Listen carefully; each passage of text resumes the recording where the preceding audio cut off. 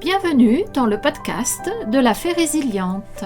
Ce podcast est là pour parler de résilience, donner des moyens de dépasser les difficultés de la vie. Son contenu, je suis certaine, va vous inspirer, vous motiver pour devenir acteur, actrice de votre vie et ne plus subir, vous encourager à grandir, à évoluer avec plus de clarté.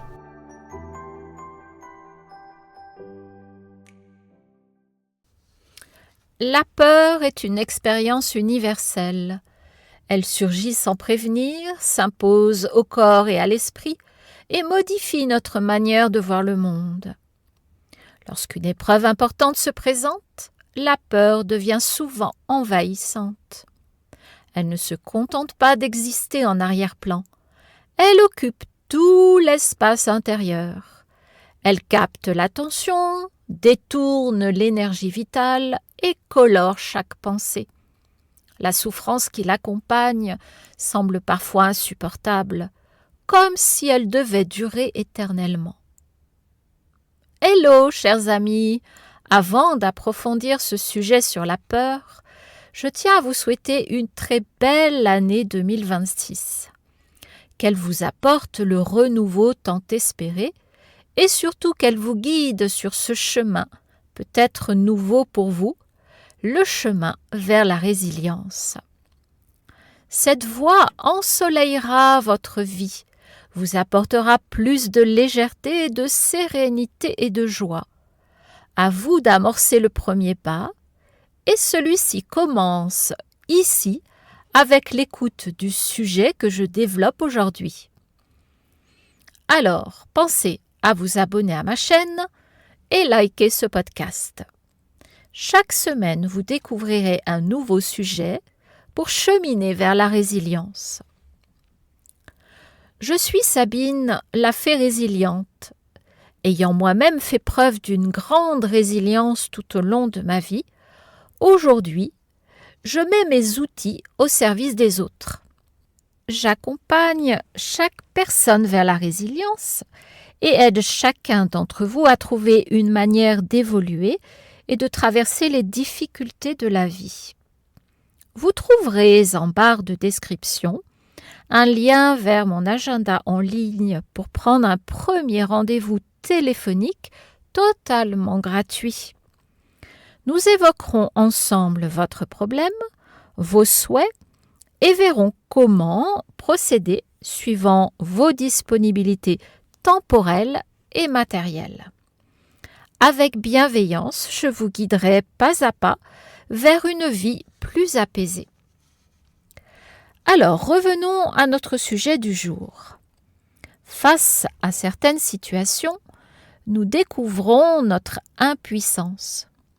Nous voudrions ne plus ressentir de douleur créée par nos peurs, nous en libérer immédiatement, mais rien ne semble fonctionner. Plus nous luttons contre elle, plus elle se renforce. Cette impuissance est souvent l'un des aspects les plus difficiles à accepter. Elle nous confronte à nos limites, à l'idée que nous ne contrôlons pas tout, ni en nous, ni autour de nous. Par peur de souffrir davantage, beaucoup choisissent l'immobilité. Ils évitent, ils repoussent, ils contournent. Ils renoncent à des choix, à des élans, à des rêves. La stagnation devient alors une stratégie de survie. Elle donne l'illusion de la sécurité, mais elle a un coût. À force d'éviter la peur, la vie se rétrécit. Ce qui n'est pas affronté finit par nous gouverner en silence. Pourtant, la peur n'est pas seulement un obstacle. Elle peut devenir un révélateur. Elle indique souvent un endroit sensible, un point de transformation possible. Là où la peur est intense, il y a souvent quelque chose d'essentiel en jeu. Un besoin profond, une valeur, une aspiration longtemps réprimée. La peur ne surgit pas par hasard. Elle signale un passage. Transformer ses peurs en tremplin ne signifie pas les faire disparaître. Cela signifie apprendre à les regarder autrement. La première étape consiste à reconnaître leur présence sans chercher immédiatement à les fuir. Accueillir la peur, ce n'est pas l'aimer, mais c'est cesser de lui résister aveuglément. Tant que la peur est niée, elle agit dans l'ombre. Lorsqu'elle est reconnue, elle devient plus lisible. Mettez ici en commentaire votre ou vos peurs, celles qui vous paraissent les plus insurmontables. Vous constaterez ainsi que vous n'êtes pas seul à vivre des peurs. Chaque être humain est amené à en vivre tout au long de sa vie. La souffrance liée à la peur capte une grande partie de notre énergie vitale. Elle fatigue, elle épuise, elle enferme l'attention sur ce qui fait mal. Mais cette énergie n'est pas perdue, elle est simplement immobilisée. En prenant conscience de ce mécanisme, il devient possible de la libérer progressivement. Non pas en forçant, mais en comprenant ce qui se joue. Affronter ses peurs commence par l'écoute. Écoutez ce que la peur raconte, ce qu'elle tente de protéger. Souvent, derrière la peur se cache un désir de sécurité, de reconnaissance, d'amour ou de sens. La peur n'est pas l'ennemi. Elle est une tentative maladroite de protection. La comprendre permet de désamorcer une partie de sa puissance. Un autre aspect essentiel consiste à accepter la vulnérabilité. La peur nous met en contact avec notre fragilité. Elle révèle que nous pouvons échouer, perdre, souffrir. Chercher à être invulnérable est une illusion qui renforce la peur. Accepter que la souffrance fasse partie de l'expérience humaine ouvre un espace intérieur plus vaste. Cela ne supprime pas, bien sûr, la douleur, mais cela la rend moins écrasante. Se libérer de la souffrance ne signifie pas l'effacer, mais transformer notre relation à elle. La souffrance devient insupportable lorsqu'elle est vécue comme une impasse. Lorsqu'elle est perçue comme un passage, elle change de nature. Elle n'est plus uniquement une fin, mais un processus. Un processus difficile, parfois long, mais porteur de sens.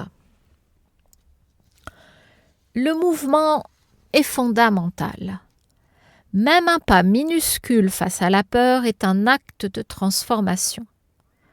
Attendre de ne plus avoir peur pour agir revient souvent à attendre indéfiniment.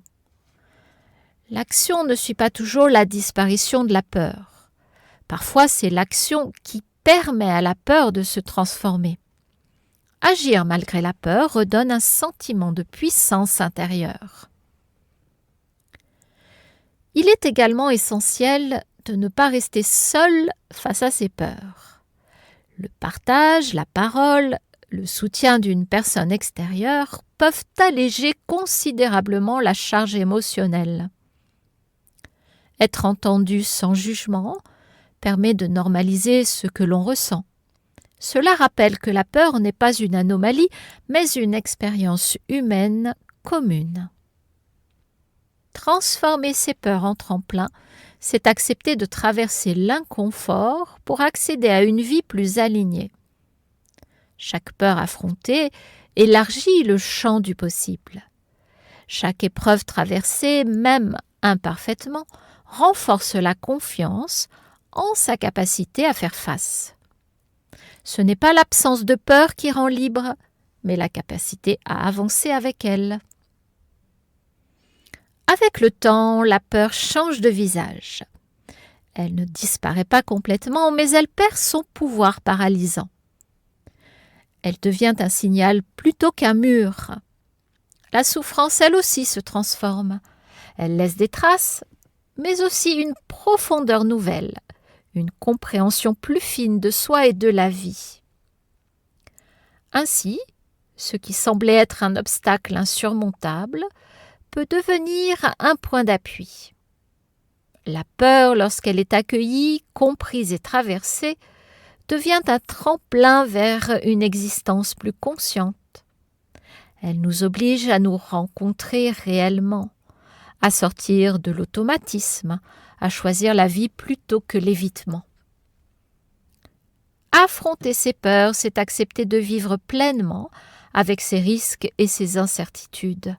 C'est comprendre que la souffrance n'est pas la fin du chemin, mais parfois le passage obligé vers une liberté plus profonde. Et dans ce mouvement, lent et imparfait, l'énergie vitale cesse d'être capturée par la peur pour redevenir force de transformation. Alors, prenons cette résolution de transmuter nos peurs tout au long de cette nouvelle année. Allégeons-nous et cheminons vers l'inconnu, soit, mais aussi vers le changement et l'apaisement. Si mes paroles résonnent en vous, si vous vous reconnaissez dans mon témoignage, alors cela signifie que vous êtes au bon endroit. Il n'y a pas de hasard. Je vous encourage à me suivre sur Instagram et Facebook, à vous abonner ici pour découvrir mon parcours et les outils que j'ai mis en place pour m'en sortir. Et surtout pour cheminer et progresser à chaque nouvelle parution. Vous me retrouverez régulièrement à travers mes podcasts sur des sujets divers et variés, mais toujours autour de la résilience. Merci d'avoir écouté cet épisode jusqu'au bout. Je suis ravie d'avoir partagé ce moment avec vous. Si vous avez aimé son contenu, merci de liker, activez le petit pouce sous cette vidéo. Partagez le lien de ce podcast à vos amis, à votre famille, il peut les intéresser. Et laissez un commentaire, faites-moi part de votre impression. Vous pouvez également poser vos questions, j'y répondrai avec grand plaisir. Je vous laisse pour aujourd'hui, vous souhaite une très belle journée et vous dis à bientôt pour un prochain épisode des podcasts de la Fée Résiliente.